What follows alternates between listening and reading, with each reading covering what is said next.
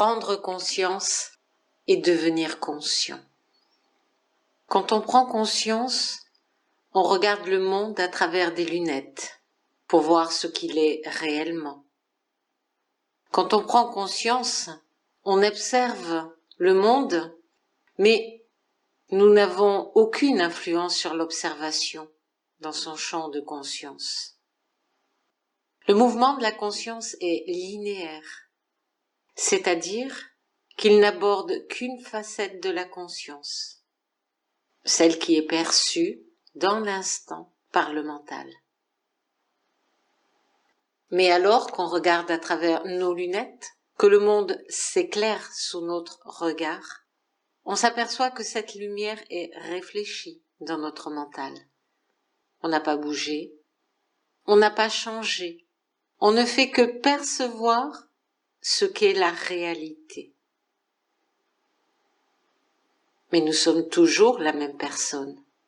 Nous sommes et nous restons ce que l'on est. Nous sommes face à une perception, mais cette perception que nous avons ne nous traverse pas. Nous ne faisons que la voir.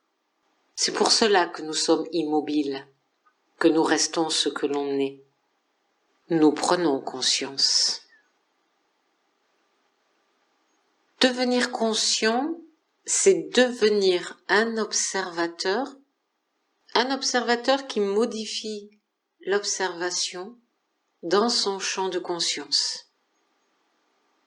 Dans devenir conscient, il y a un mouvement. Le mouvement se fait sur tout le champ de conscience au lieu d'en aborder qu'une facette.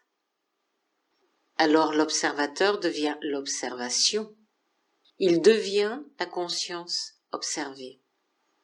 Il était, mais il n'est plus celui qui observe, qui perçoit, qui voit. En devenant la conscience observée, il devient celui qui sait. Entre prendre conscience et devenir conscient, il y a, comme je le disais précédemment, un mouvement. Et ce mouvement, c'est le mouvement de la conscience, c'est le mouvement de l'observateur face à la conscience.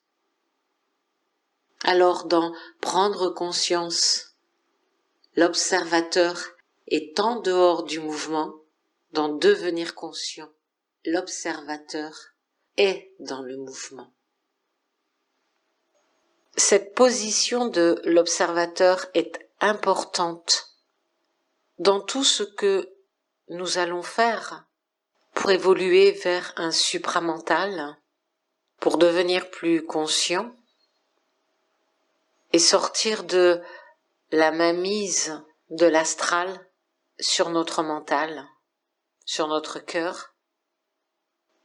À tout instant, il faut regarder d'où on observe, comment on observe.